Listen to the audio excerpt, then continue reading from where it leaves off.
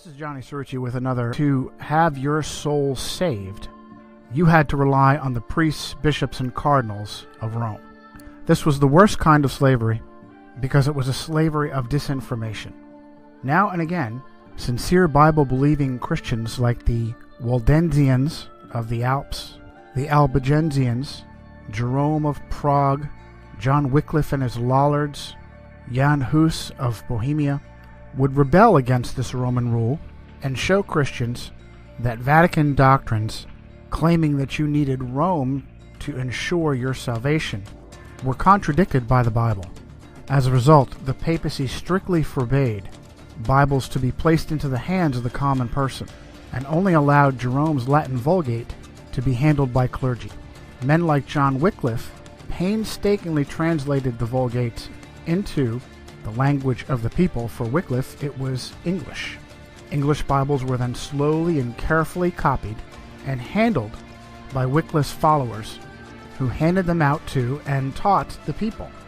In response, Roman authorities captured Wycliffe's followers, called Lollards, tied their Bibles around their necks, and burned them alive. It's what so-called Christian Rome did to all of her enemies, including Jerome of Prague and Jan Hus. John Fox's Book of Martyrs, originally titled Acts and Monuments, is completely filled with examples of Catholic authorities torturing and murdering Christians. And when a Lollard was burned with a Bible hanging around his neck, it was a terrible loss, because not only were Christians being burned alive, but hand-copied Bibles were irreplaceable. But in 1517, a new rebel stepped up, an Augustinian monk from Germany named Martin Luther. Luther was furious that Pope Leo X, Giovanni de' Medici, from the powerful Medici family, who helped to rule the world then and including through to today, had sent their attack dogs, the Dominicans, to cheat the common people out of their money by claiming they could buy what is called an indulgence, which is basically a receipt of forgiven sin. By paying money to indulgence peddlers like Johann Tetzel, poor Christians believed that they had some of their sins forgiven. Worse, they were told that dead loved ones were in purgatory, and they could give money to these indulgence peddlers, and the Pope would then release their dead loved ones. Luther wrote 95 short paragraphs or theses, and on November 1st, of 1517, All Saints' Day, posted them to the doors of All Saints Cathedral in Wittenberg. But what was different about Martin Luther's protest and the protests of previous Christians was the movable type printing press of Johannes Gutenberg. The 95 theses were translated and replicated by the Gutenberg press and spread like wildfire. Martin Luther instantly shot to number 1 on the Vatican hit list.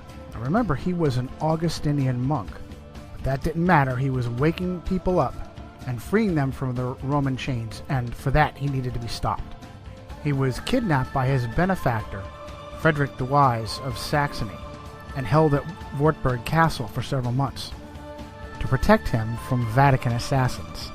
During that time, he translated the Bible into vernacular German, and it may have been the most important thing he ever did, starting with the New Testament and then later the Old Testament. But now the Gutenberg press started printing off large quantities of common language Bibles, and the fires of the Inquisition couldn't keep up. Other brave Christians like William Tyndale also a Roman Catholic priest, began translating Bibles into the language of their people. Tyndale was English like Wycliffe, and he too was eventually executed by Rome for his crime. But now Rome had a problem. There were too many Bibles and Bible translators to be kept in check by burning them all. A new tactic was born, a tactic that English Cardinal Thomas Wolsey called learning against learning. And that tactic was to discredit the Bible in order to force people to return to accepting Rome as the ultimate authority over their body and soul. In this tactic of learning against learning, Rome would literally rewrite reality and weave a false reality matrix that we now all swim in to this day. For thousands of years, mankind understood the earth to be flat and stationary. Only rarely did men like Pythagoras attempt to claim otherwise. And it's interesting to note that many Freemasons consider Pythagoras to be one of the first of their craft. But now rewriting our reality as a tactic to discredit the Bible became a top priority in the face of Martin Luther's 1517 Reformation, Protestant Reformation. The Catholic response would be the Counter-Reformation, and it would be spearheaded by a Spanish Templar knight named Ignatius of Loyola and his followers, whom we call today the Jesuits. Their first opportunity came from the Vatican's mathematician, a Polish priest named Nicholas Copernicus. Copernicus gave birth to the modern heliocentric model of the universe with his work De Revolutionibus Orbium Celestium, on the revolutions of the heavenly spheres. Copernicus knew he was weaving a matrix of lies and wanted to hold publication of De Revolutionibus until after his death. But powerful Roman Catholic clergy like Tiedemann Gies, Bishop of Culm, and the papal secretary himself, Johann Wiedmanstadt, forced him to publish in 1543. The facts that Catholic clergy forced Copernicus to publish, or that Copernicus was the Vatican mathematician, or that he received his doctorate in canon law from Bologna University. Canon law are the precepts by which Rome governs nations. Adam Weishaupt was a doctor in canon law. Or that he was a Roman Catholic priest. These have all been swept under the carpet. But Copernicus never married, and even the Catholic Encyclopedia had to note that in 1537 King Sigismund of Poland put Copernicus's name on the list of 4 candidates for the vacant episcopal seat of Ermland, which makes it probable that at least in later life he had entered the priesthood. Also swept under the carpet has been the timing of the publication of De Revolutionibus, right on the heels of Martin Luther's Protestant Reformation. And if that's not clear enough for you, how about this? A Vatican agent named Georg Joachim Redicus, who was originally born Georg de Porus, had insinuated himself into the Luther Reformation and was in Wittenberg when he left to become a close student of Copernicus. Sources like Wikipedia claim that Redicus was sent from reformer Philip Melanchthon, a dear friend of Martin Luther, but it is absolutely Roman Catholic disinformation. In the Table Talk of Martin Luther, the great reformer is quoted as having said, "There is talk of a new astrologer who wants to prove that the earth moves and goes round instead of the sky, the sun, the moon, just as if somebody were moving in a carriage or a ship might hold that he was sitting still and at rest while the earth and the trees walked and moved. But that is how things are nowadays. When a man wishes to be clever, he must needs invent something special, and the way he does it, he must needs be the best. The fool wants to turn the whole art of astronomy upside down. However, as Holy Scripture tells us, so did Joshua bid the sun to stand still, and not the earth." In his lectures on the book of Genesis, Luther said, "We Christians must be different from the philosophers in the way we think about the causes of these things. And if some are beyond our comprehension, like those before us concerning the waters above the heavens, we must believe them and admit our lack of knowledge rather than either wickedly deny them or presumptuously interpret them in conformity with our own understanding." The great reformer Jean Calvin, also known as John Calvin, called Copernicus a dreamer who has a spirit of bitterness and contradiction, reprove everything and prevent the order of nature. We will see some who are so deranged, Calvin said, not only in religion, but who in all things reveal their monstrous nature, that they will say that the sun does not move, and that it is the earth which shifts and turns. When we see such minds, we must indeed confess that the devil possesses them, and that God sets them before us as mirrors in order to keep us in his fear. So it is with all who argue out of pure malice, and that happily make a show of their imprudence. When they are told this is hot, they will reply, no, it is plainly cold. When they are shown an object is black, they will say, no, it is white, and vice versa. Just like the man who said that the snow is black, for although it is perceived and known all to be white, yet he clearly wished to contradict the fact. And so it is that they are madmen who try to change the natural order, and even to dazzle eyes and benumb the senses. Do you think Calvin knew how the Freemasons were used by the Jesuits? When they are shown an object as black, they will say it is white. We're talking about our government here. No, we're talking about a crime, Bill, pure and simple. Y'all gotta start thinking on a different level, like the CIA does. Now, we're through the looking glass here, people. White is black, and black is white.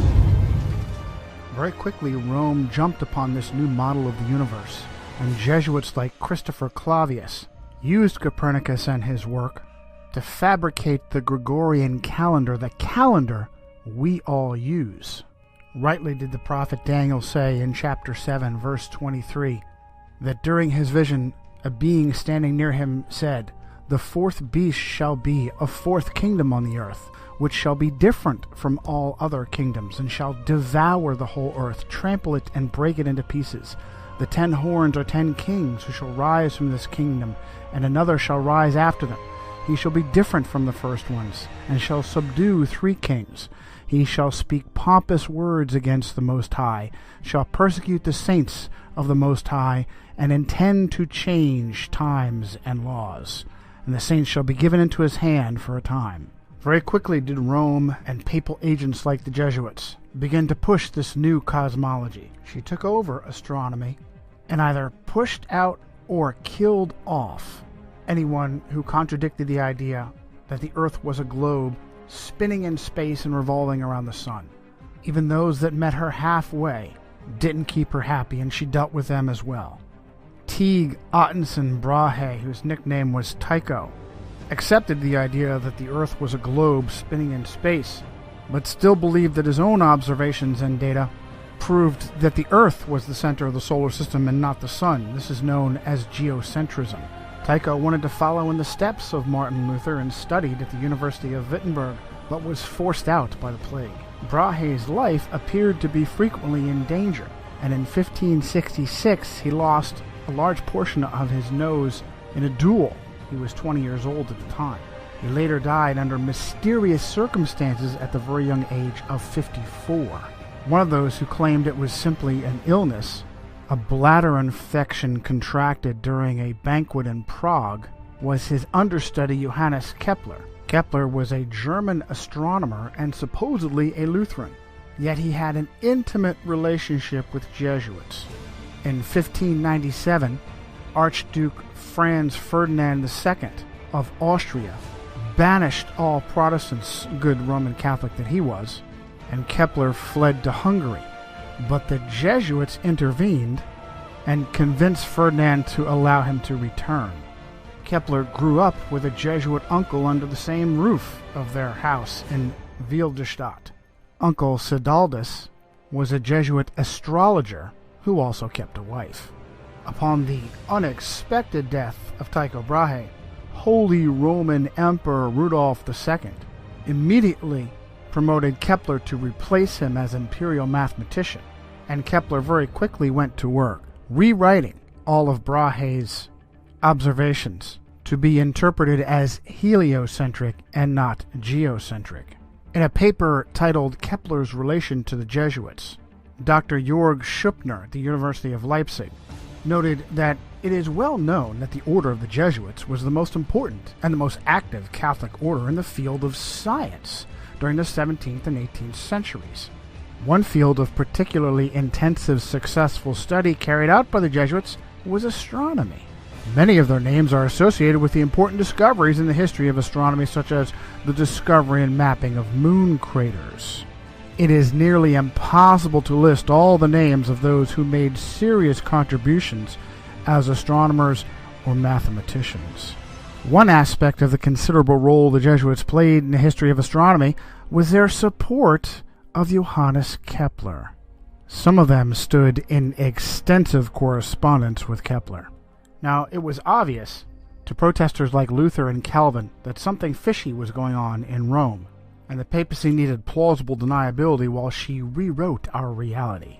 That propaganda was presented by Italian astronomer and mathematician Galileo Galilei, and it's absolutely fascinating what user-edited Wikipedia says.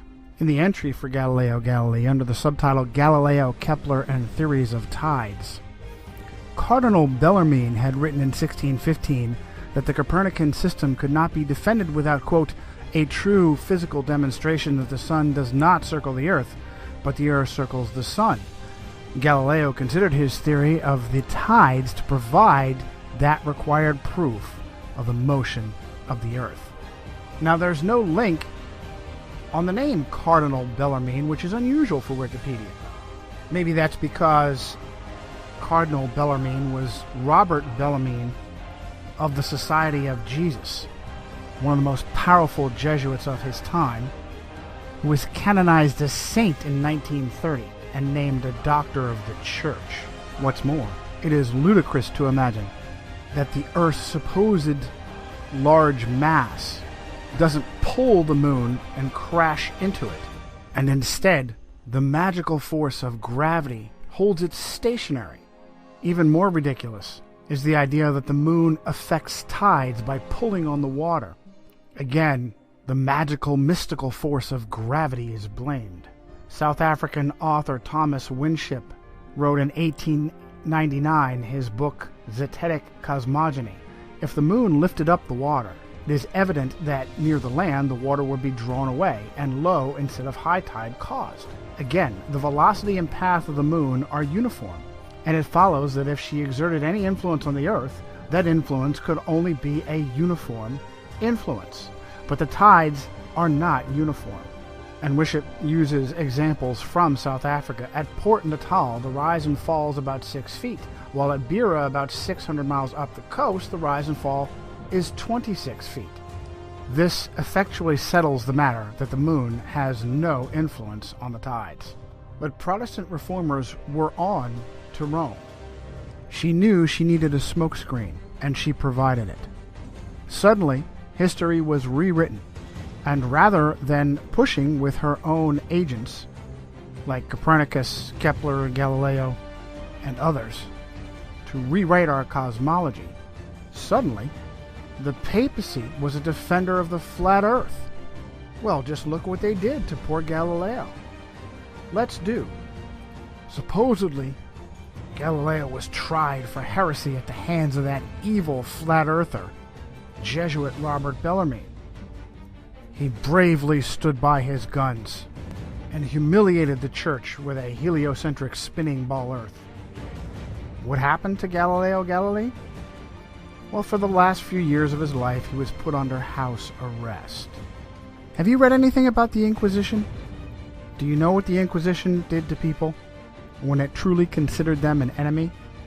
Things like rotating their arms backwards until they were pulled out of their sockets, inventing special instruments that could be jammed into a person's body to rip open their bowels, putting them in a special sarcophagus filled with spikes that would jam into them to the bone. Did you ever hear of Edgar Allan Poe? Are you familiar with his short story, The Pit and the Pendulum?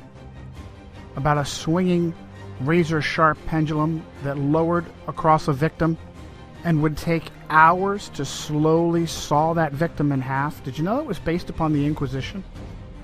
A little-known secret is that the Jesuits now own astronomy.